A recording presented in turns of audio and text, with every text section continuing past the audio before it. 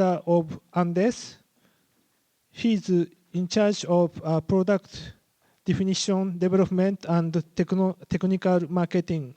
He spent over 12 years in the Silicon Valley with various technical and management positions. He made key contribution to the Sun multi-core, multi-threading, UltraSPARC T1, T2, and C-Cube, E-series, and media processors. The MIPS out of order are 10K, and so on. Charlie obtained his Ph.D. in computer science from the University of Illinois at Urbana-Champaign, MS in computer science from National Tsinghua University, and BSEE from National Taiwan University。チャーリーはアンデスの共同設立者です。彼は製品の定義、開発および技術マーケティングを担当しております。それでは始めさせていただきます。So, okay, please start your presentation. Thank you. So today I'm going to talk about taking RISC-V mainstream from edge to cloud. So ND is a RISC-V Foundation founding member, and we are a major contributor to RISC-V community. We help to chair and co-chair some task group. And also we are a major contributor to GNU, LLVM toolchain, Linux, and U-boot, and others. So ND is a 14-year-old company. We focus only on CPU IP. We're based on Taiwan and NTHU Science Park. And we went public 2 years ago. Beside me, our technical team has a very strong Silicon Valley tie. We work in Silicon Valley processor and CPU and GPU company. So far we have over 180 commercial licenses. Together, we achieve over 1 billion annual run rate with SoC, with NDIS processor embedded. We also have quite a few Japanese customers, and at least one customer product going to help next year Tokyo Olympic broadcasting. So NDIS RISC-V processor is our 5th generation. We call V5, which is based on fully compliant RISC-V plus NDIS extension. Because RISC-V is a very good, open, extensible, and we want to fully utilize it and bring the benefit to our customers. And so with our extension, our V5 processor offer, I think, 20% higher performance for the same level of product, and also 12% smaller code size, which a lot of embedded small MCU type of customer care about.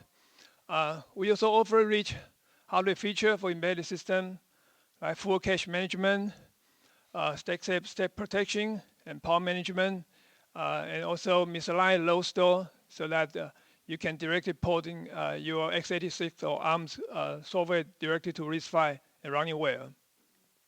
And our core offer flexible configuration, so you can choose and mix and match the feature that you want, and so that your SoC running well.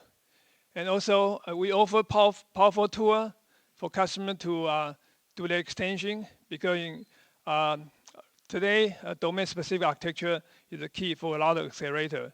So not everyone is a processor expert.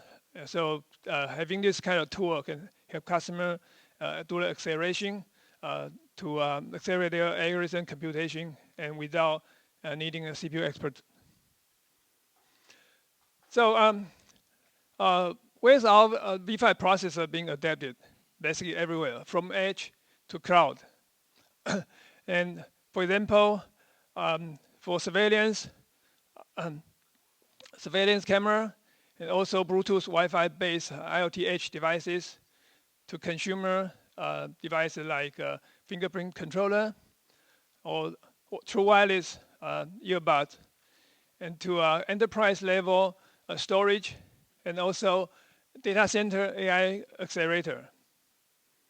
So all our customers together, I think at least 50% of them use some kind of AI technologies. And for process technology node, they range from 14 nanometer all the way to 7 nanometer.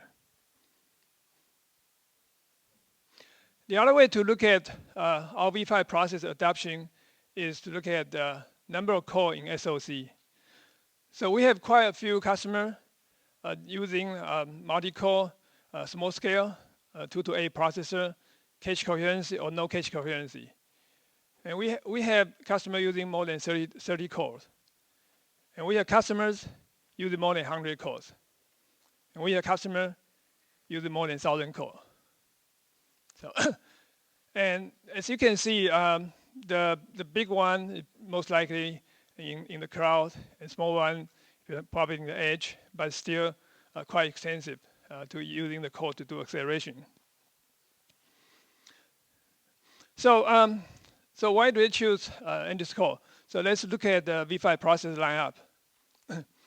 So from the bottom, we have a slim and efficient 2-stage pipeline and 22 core supporting RV32 IMAC, very efficient controller. And going up, we have a 25 series core. It started with fast and compact, supporting integer, floating point, and also the DSP, RISC-V extension is here. So we have N25F and D25F. And also in the 64-bit part, we have NX25F.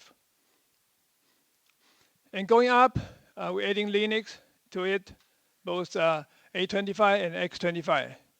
And going up, we have MP core, again, 32-bit and 64-bit. And 25 series is 5-stage pipeline, and all our core has support cache, local memory, branch prediction, vector interrupt, and so on. So let's take a closer look at 25 series. On the block diagram side, you can see a lot of different blocks. So most of the blocks are configured either optional or with option to configure.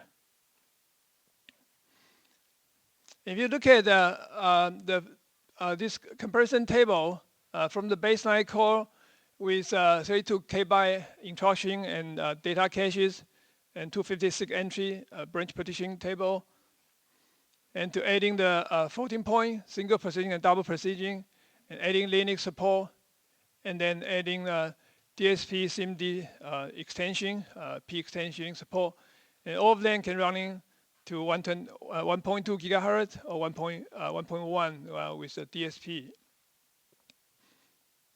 And they all had very competitive benchmark score, leading core mark, and MIPS, which is now in line, is the standard way of measuring it.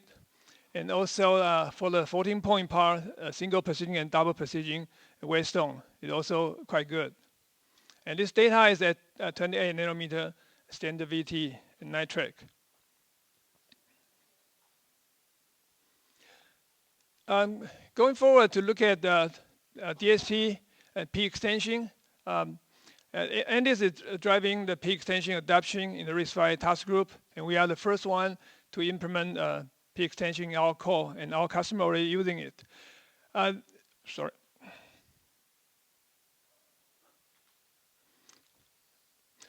So this is a good example to show how DSP extension can do it for you. For example, in this case, in the RV32 processor, you can do up to 4 8x8 multiplication and accumulating to 32-bit. So there's no lose of precision. And for RV64, you can do 2 independent cells of that.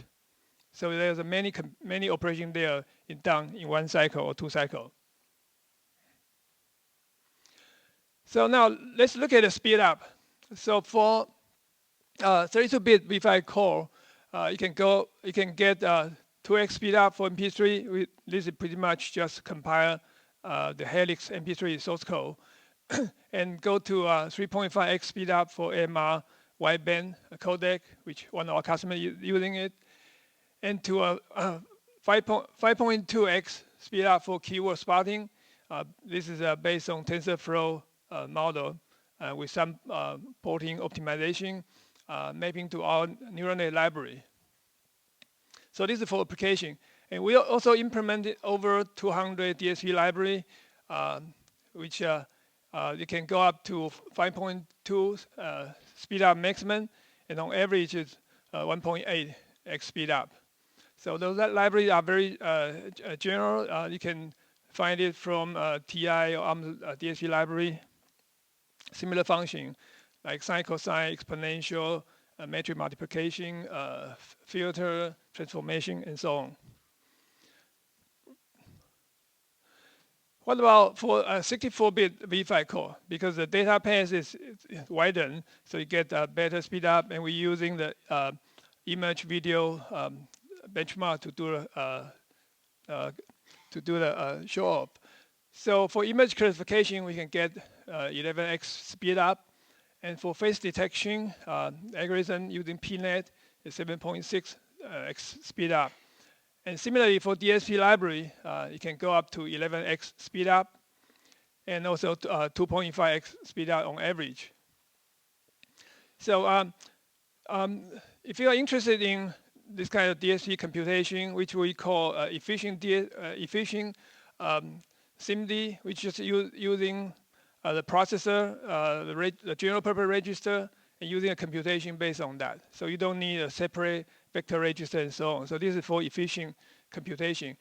And task group, so far we already released simulator and compiler and so on. So if you're interested, welcome to visit, join the task group, or you can find the stuff we release over the foundation side.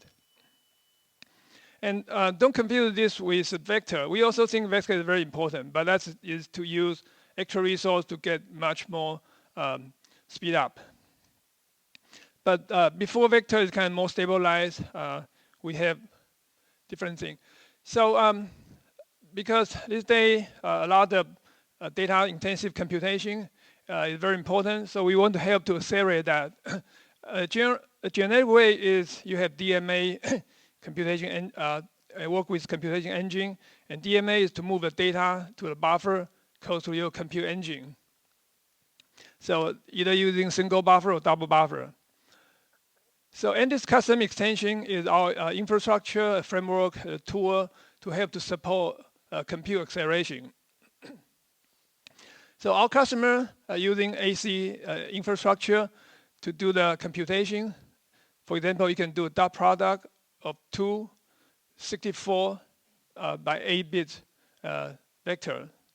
So that's 512 bits together. Or you can do a metric convolution, a vector instruction based on ACE. So this is using ACE to do computation. So some of our customers already have existing hardware. So they can use AC to control their hardware engine very efficiently. For example, you can send out, using AC, you can send out 90 bits or even wider command every cycle to your hardware engine to have interaction with that. So another way to look at this is a little bit like emulation of VIW. So you don't really need to have using RISC-V to fetch Y width, but go through AC, you can send Y command as Y as you want and send it to your accelerator or your VIW engine. So that's about AC. So what is AC? And this custom extension, first, we provide extensible baseline component, the framework for you, including the baseline RTL, simulator, and tools. So that's kind of we provide to every customer, even though they don't add instruction. So when you want to add instruction, what do you do? So you're writing some C code, some Verilog code, and also with some attribute to tell the tool with some information. And with that, you can design scalar and vector instruction, and you can have direct I/O like I showed previously. You can send out 90 bits 126 bits instruction to external world, and you can have a wide open, so you can do many computation.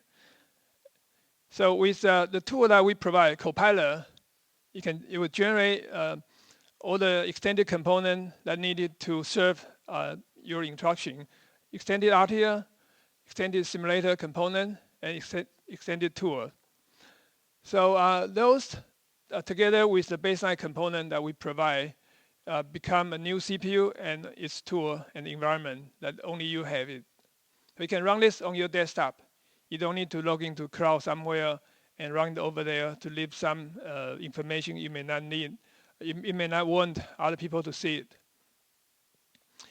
In addition, Copilot also automatically generates a cross-checking environment. So when you design instruction with C and Verilog correspondence, you can check the correctness of your design. So with this, in summary, this RISC-V solution is serving the emerging SoC demand from edge to cloud. I think with the following couple reasons. First is performance. Our core offer leading PPA, performance, power area, and also code size. And we are the first to support complete SIMD DSP instruction, which even though you have your hardware accelerator, you still need to have a processor to kind of manage the remaining parallelism, which is not suitable for your big iron. And also configurability and extensibility. We have very flexible configuration for our rich features. And we provide tool to simplify the design of custom instruction. So you can make your acceleration programmable. So instead of making fixed, so that every time your marketing have new idea, you have to retape out. And last but not least, maturity. So we have very strong optimization on our compiler library, and also we provide comprehensive feature of our ID to our 14 years development. And also our product package and custom engineering is also very important, because after helping so many customers go in production, we know what is important for customer, and either directly supporting them with a product package or how to interact with them so that we can bring them to production. So with this, to conclude my talk, thank you.